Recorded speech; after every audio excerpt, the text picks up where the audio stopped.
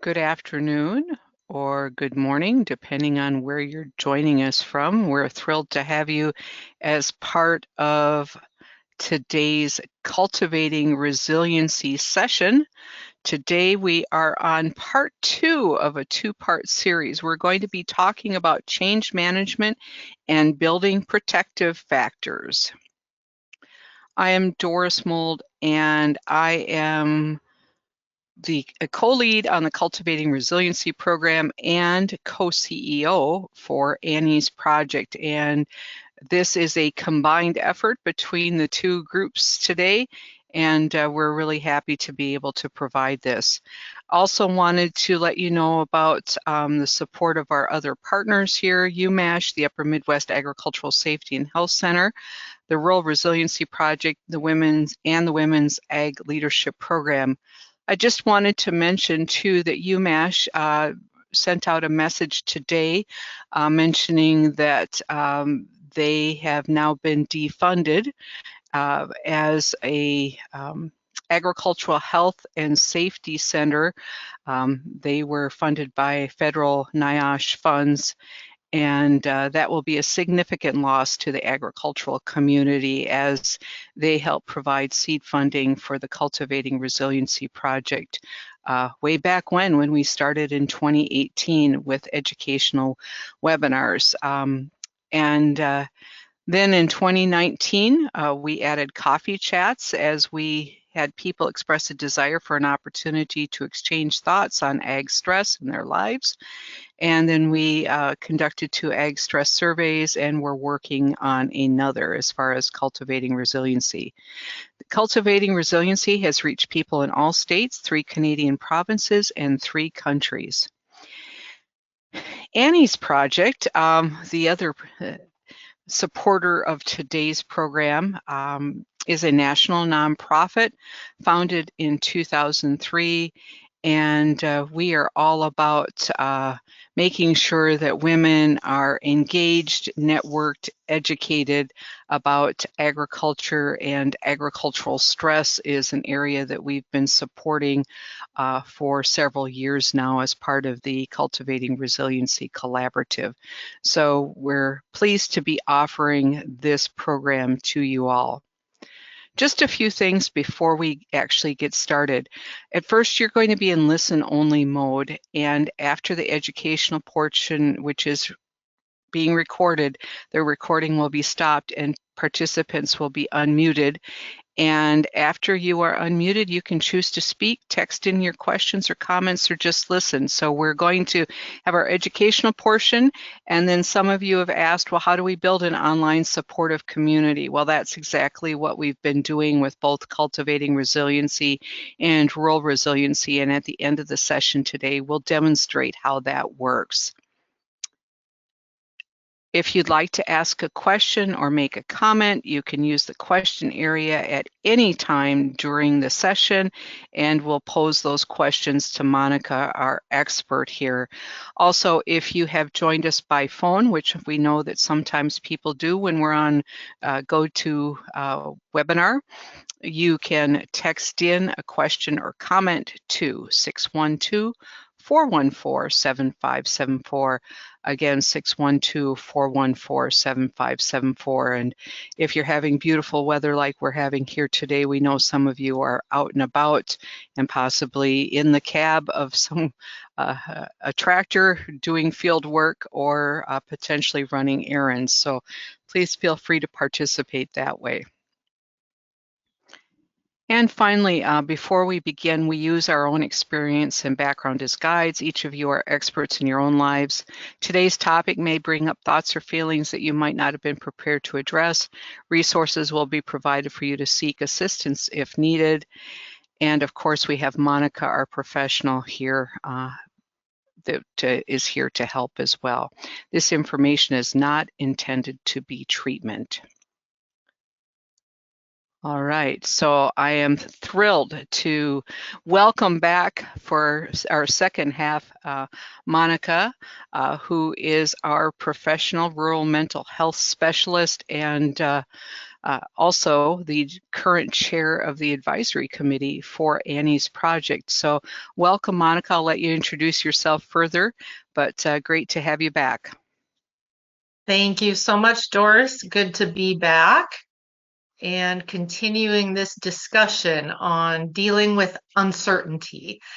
For those of you that don't know me, I grew up on a farm in northwestern Minnesota where my family still farms, and for the past 30 years have worked in the behavioral health field as a counselor, administrator, program manager.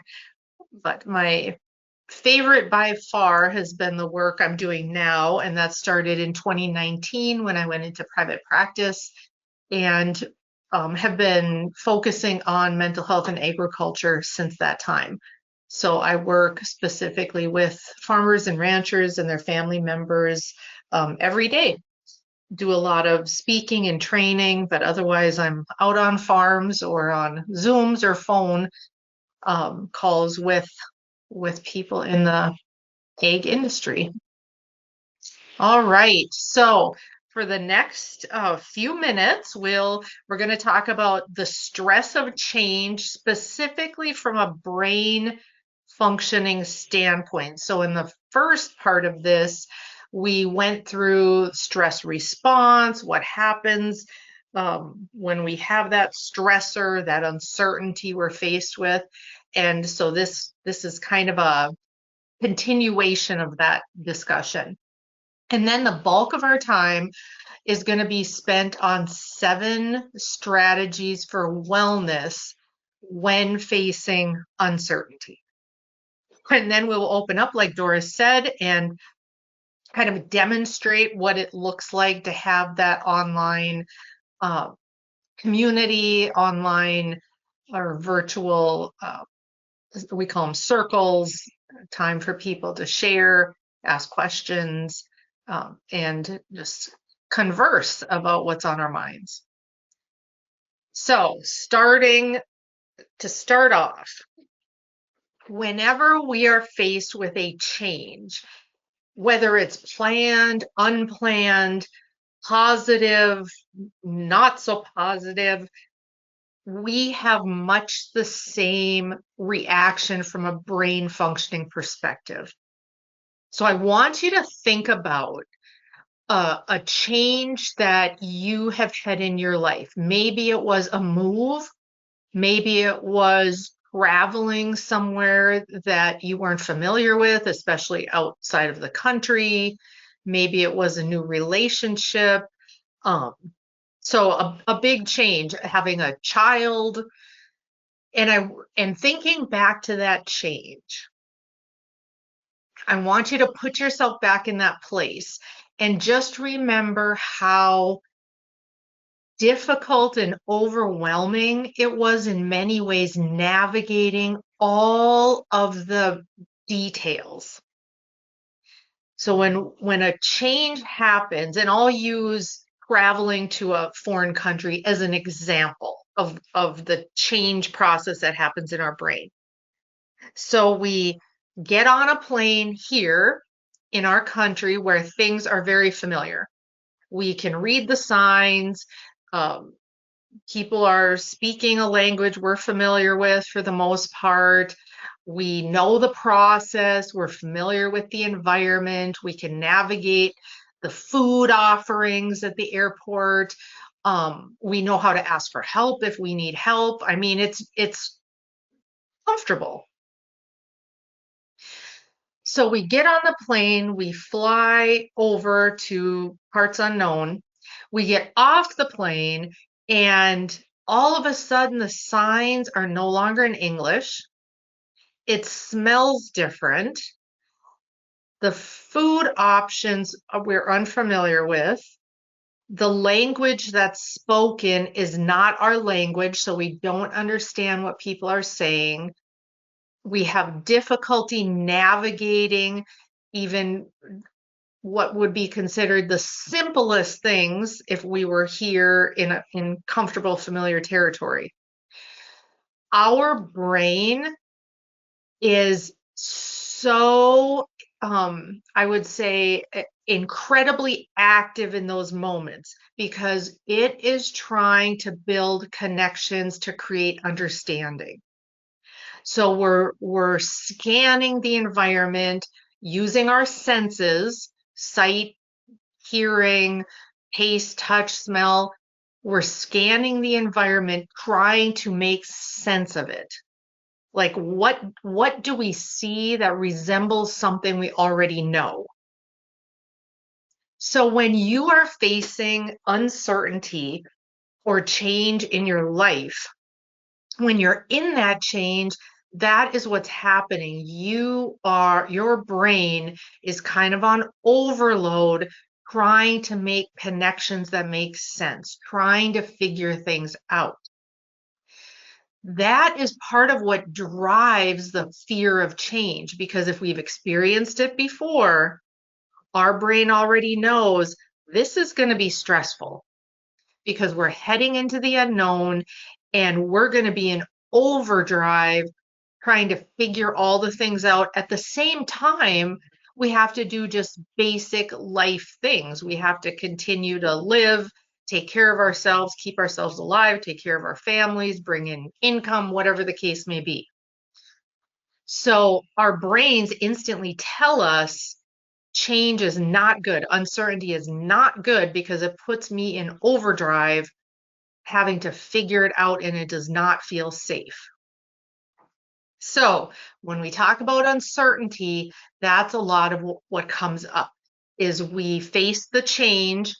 Our brains view change or uncertainty as a threat to our safety. That creates fear, and that then leads to resistance or us basically being in our stress response of fight or flight. So we're going to be talking through a number of those 7 wellness strategies in dealing with uncertainty, but they are all pointed toward calming this process down. That we can look at change, we can kind of rewire our brains so that change and or uncertainty does not have to feel so daunting or fearful or overwhelming. That happens through a process called neuroplasticity. What neuroplasticity is, it's our brain's ability to take info and use that info to navigate new things. It helps us, it's really how we learn new things, natural gift. So as people age, there's a lot of studies now on how we can keep our brains active by making sure we're using it. Because with neuroplasticity, it's kind of like use it or lose it. So if we stop learning, if we're only surrounded by what's comfortable, if we don't really have to think things through or problem solve, we begin to lose that ability. So when we're facing uncertainty and we're going into situations that are uncomfortable or new or are changing, the neuroplasticity in our brain is what helps us make those connections. So that's a good thing. That is a good thing, although it may not feel good because it's unknown to us. Okay? So I like just starting with this because many times we don't think about what's happening in our brain. We just know we don't like this, or we're scared of this, or we're resistant to this. But this really helps us understand why. It's really our brain trying to keep us safe, and change and uncertainty have been connected to um, fear, to negativity, to this is going to be bad, because of the overload it causes on our brain functioning. So let's dive into wellness strategies. And what I encourage you guys to do, so May is Mental Health Month.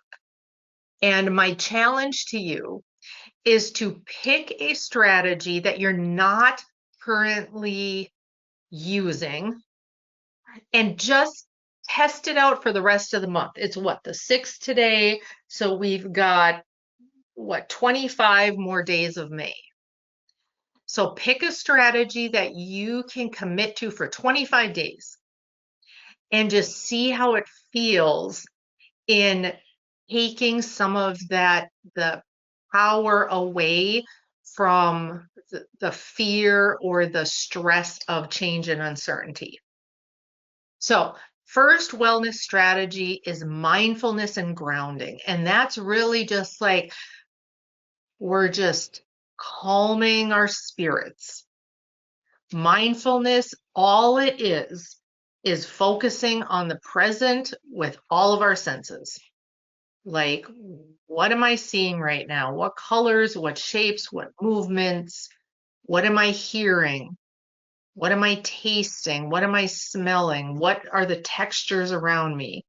So it's really just being super in the moment. I just need to calm myself down, just be right here, right now, not be thinking ahead, not be thinking back. That's all mindfulness is. And when we can add to that things like taking some slow, deep breaths, kind of scanning our body, where are we tense? How do we relax those muscles? It just helps to just calm things and slow things down in the moment. In essence, it's getting our thinking brains turned back on and calming the emotions. So we can think, we can function, we can be rational. Calms that fear that we were talking about, or overwhelm, or frustration, or whatever's going on for you. Okay, second strategy, much like we were talking about with the neuroplasticity, psychological flexibility. It refers to our ability to adapt to change while staying true to our values and goals. So let's say there's a change happening in our life, and maybe we don't like it, but we are going to work to adapt to what that change is and not lose ourselves in it. Like, we're not going to give on our values and morals. We're not going to be doing things contrary to the person we are.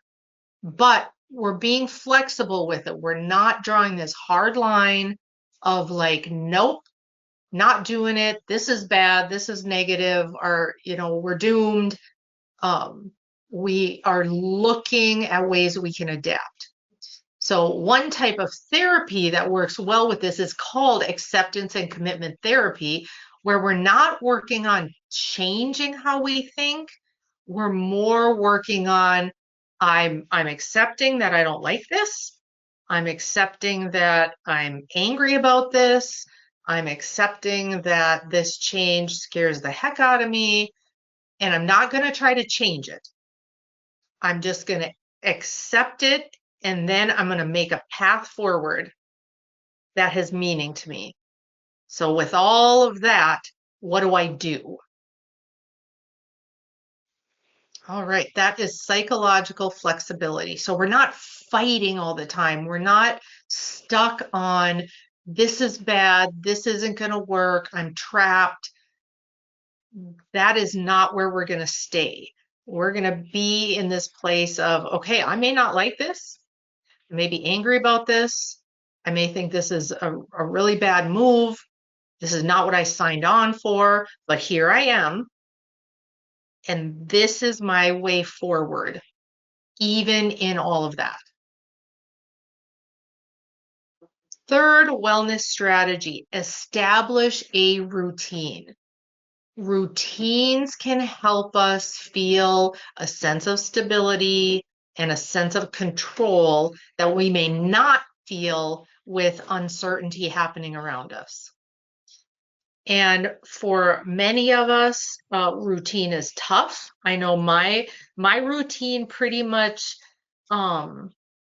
starts with I wake up in the morning and take a shower and I go to bed at night, and everything in between is different every day. So I just have some touch points. Like, I know I'm going to do this when I wake up. I'm going to have breakfast And along with my breakfast, I'm going to take my vitamins and then whatever the day brings after that. In the evenings, I know typically my routine is to sit down, have a little relaxing time, do a little embroidery or read a book or something, and go to bed. Uh, if those are the only touch points you can capture in a day, it's still something. Uh, so any kind of regular activity that you can make into a routine, it helps you kind of have that anchor that brings calm. Like I always know, no matter what's happening around me, what's happening on the news, what I'm hearing, this news about UMass. I just read that same email before coming on here. It's like, oh, and even with that news, we will carry on. So something really, this is kind of a humorous story, but you'll get the point of it. So when I graduated from my undergrad program, I was moving to the East Coast to go to grad school. Very stressed about it because everything was new. So I knew my brain is going to be overwhelmed just with learning the layout of the city, the layout of the campus, new people, new faces. Everything is unfamiliar. And in my mind, I was trying to find my calm. And at the time, I was like, you know what? I know that on Tuesday nights at 7 p.m., my favorite show is still going to be on. Like that was my one known entity in all of that change. That was my one touch point, um, kind of like routine. That was actually very calming to me because it was new. It was not new. It was comfortable. It was known. It was the one thing in my life at that time until I became familiar with everything around me that I knew I could go to and just be in that time and nothing was different. So routines can do that for you. When you are in a time of uncertainty and unknown and change, as much as you can continue your daily routine, that's good. This is really important for kids. Structure, stability, security, so important for our kids to navigate uncertainty and just feel a sense of emotional wellness. All right, next one. And by the way, these are all protective factors. So I know our title was Change Management and Protective Factors. So these strategies are protective factors. They are what we build around us to help us get through difficult times.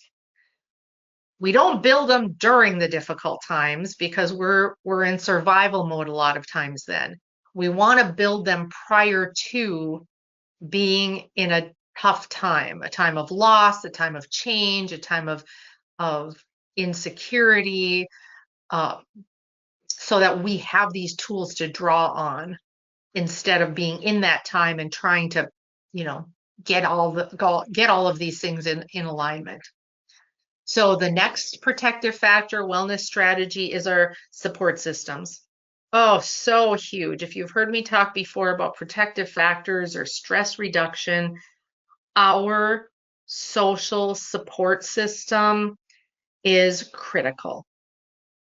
The um, one of the most highest risk signs that someone is struggling is that they are isolating. And we do not want to get to that place. If we feel ourselves pulling away, we need to be aware of that and maintain our good connections.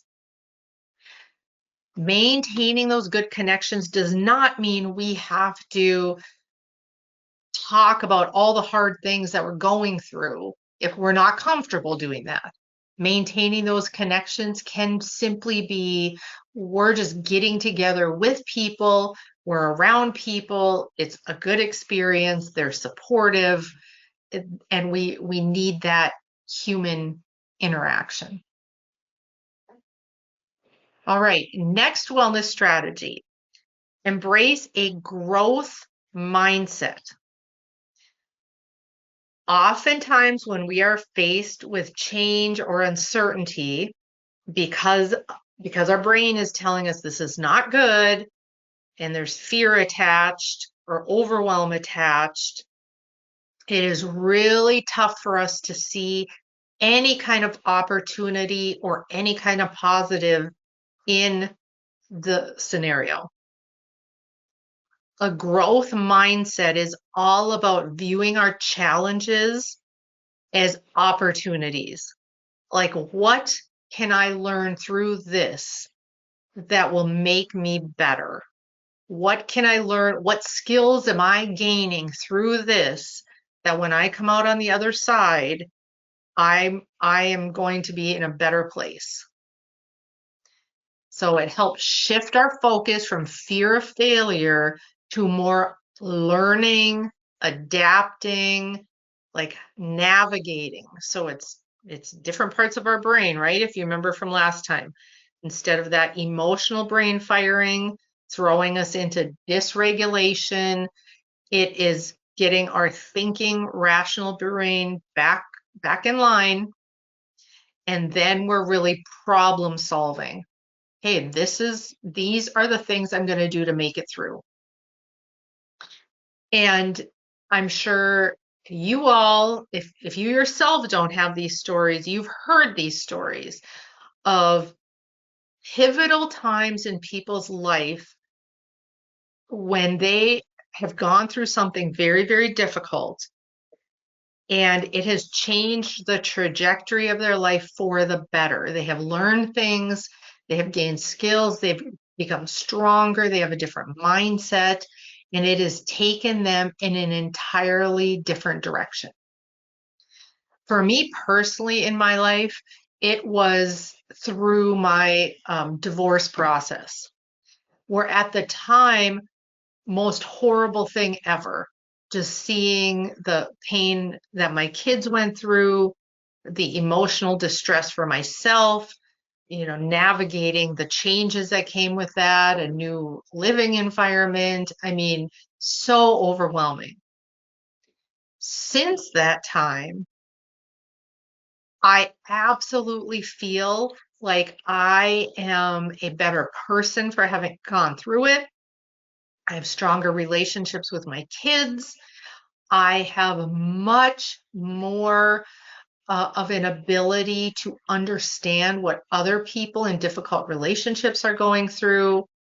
So at the time, was it hard to think, okay, this is going to be good when I'm on the other side of it? It was hard. But when you get to the other side of those hard things, take a moment to just reflect on, what have I learned here? And how am I going to use this? And how is this helping me? So growth mindset, and this is just a little visual of what that looks like. Like, am I looking at what's possible through this? Am I being optimistic about what could be or what I want to have happen? What is my attitude? Am I looking towards success? Looking at the positive, believing that things will work out. We draw things to ourselves that we think about.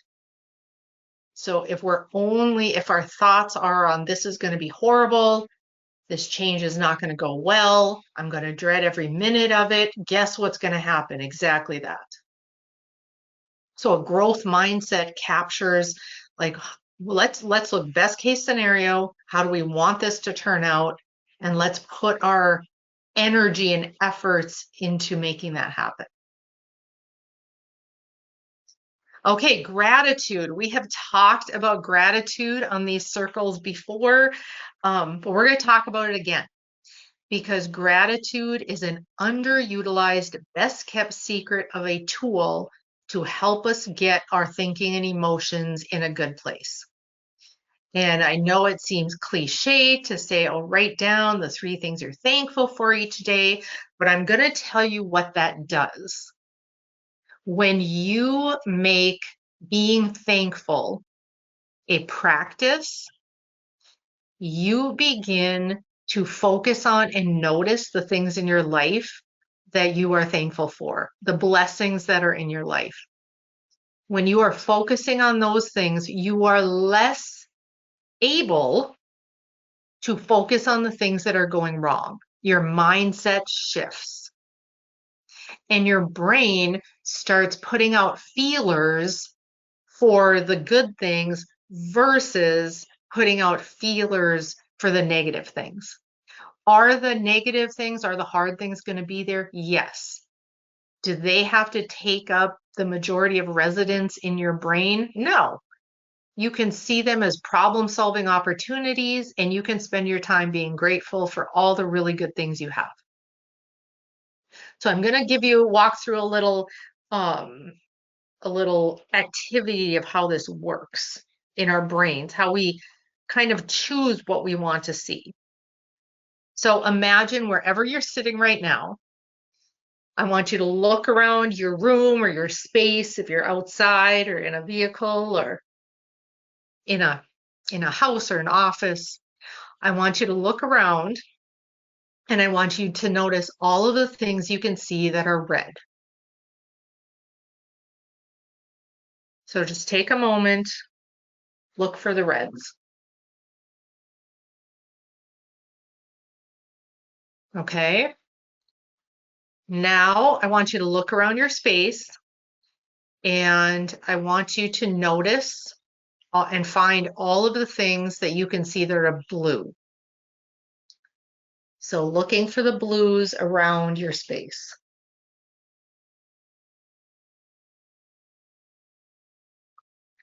Okay, now the question I ask people is, were the blues there when you were looking for the reds? And I will get heads nodding yes. I will get heads shaking no. And then typically somebody says, well, they were there, but I didn't notice them. And so then my question is, why didn't you notice them? And the answer is because I wasn't looking for them. I was looking for the reds. That is often what happens in our lives. We look for and focus on the problems, the things that are going wrong, the challenges that we feel can't be overcome. We tend to, those would be the reds. And then pretty soon what happens is we see more and more and more reds because that's what we're looking for. And we say things like, I knew that would happen because nothing ever goes right for me. I knew that wouldn't go right either. And then we start expecting reds. We start expecting things to not turn out and not go well. And guess what? They don't. We can choose to look for the blues. We can choose to look at the things in our life that are going well, that are positive, that we're blessed with, that we're thankful for. There's so much. And I have talked to people and I've asked them, tell me three things you're thankful for. And they're like, oh, three? I can't even think of three. Like, okay, my family. And it's like, okay, we need to start digging deep here. Do you have hot and cold running water in your house? Do you have indoor plumbing? Do you have shoes? Do you have windows that you can look out of? It's endless. The list of thankfulness is endless. There's a book called The Magic by Rhonda Byrne. If you want to dive into a practice of thankfulness, it's kind of a good one to get you started. It's a 28-day study into thankfulness, and it can be helpful. All right, and then what it does in those 28 days, you're supposed to make a list of 10 things you're thankful for. So I tell you what, you're only a couple days in before you are like scanning throughout your day, like, oh, that can be one of my 10 tomorrow. Oh, yes, I've got to put that on my list tomorrow because you know you've got to come up with 10 and you shouldn't repeat.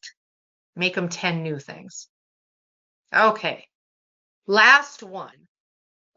Engage in physical activity. We know this. It's so hard to implement on a regular basis, but the the benefits are amazing. And it can be going for a walk. It can be doing some strength training. It can be yoga. It can be get out there and go for, if you're a runner, going for a little run. It regular physical activity. It does amazing things in our brain. It enhances our mood. Now, if you can, at the time you are doing the physical activity, if you can pair that with good, positive, forward thinking, that is a major recipe for feeling better and for feeling more in control, especially in times of uncertainty or change. Because we can be going for a walk, and if we're thinking negatively, we may be doing the thing, but are we going to feel any better? Not as much as we could. All right. Here are some resources for you.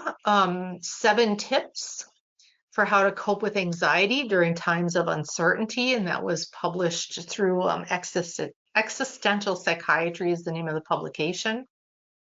American Institute of Stress has lots of good tips and strategies and tools.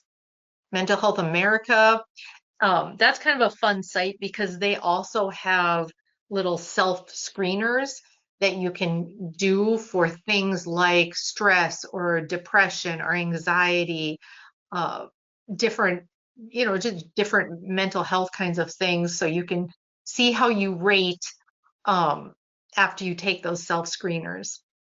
And then the Center for Disease Control has a really good article or a page on living with stress and uncertainty. Then I also want to give you my contact information. Of course, you are welcome to get a hold of me uh, if you want to talk through next steps or process through something. You absolutely can call or text or email, and I'm happy to do that with you. So with that, Doris, Or I'm going to you have know, you come or if back you need a on. Oh, go or if you ahead. need if you need a substitute tractor driver, just if that. Sure, I can do that. Sure, sure, We what the haven't heck, we right? haven't gotten out in the field yet up here, so I haven't gotten my turn in the You haven't gotten tractor. your turn yet, so you're just itching to drive, right? So Yes, that would be good. all right. So what we're going to do now, we're going to we'll open it up for questions as we always do. So again, we're going to be stopping the recording and then we'll open it up for whatever questions that you might have. This is similar to what we would do in a virtual community. So some of you asked, well, how do I build something virtually? Well, you could certainly do something yourself, but we do have some things that are available to people to participate in. And uh, so those, and we have those coming up in the month of May here. So I will be sharing an email out with you, and maybe I can share that slide too with those resources on it that you shared, Monica, and we can share Hmm. the dates and registration. But on a monthly basis, we have coffee chats, which consists of a grounding activity, kind of a de-stressor with a few leading questions and then open discussion. Our resiliency circles, and Monica kind of referred to this as she was doing her thing during the presentation. Our resiliency circles have an educational component like you just witnessed, and then we just open it up for conversation afterwards. And people can choose to when we get to the point of unmuting folks, people can choose to speak. You don't have to speak. You can just sit and listen. You can contribute via putting something in the question box, a question or comment, or you can text to us, and that is how you might participate. So what I'm going to do here is I'm going to stop the recording and then we'll move forward here.